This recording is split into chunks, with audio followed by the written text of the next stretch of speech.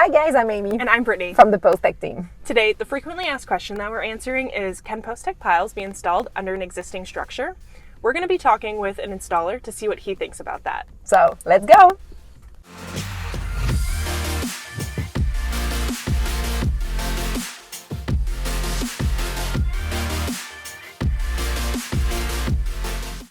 Hey Rob, people are curious. Can you install Postech piles under an existing structure? You can. Depends on how high off the ground the structure is, what method you use. We can also actually take a remote unit inside and go through an existing floor.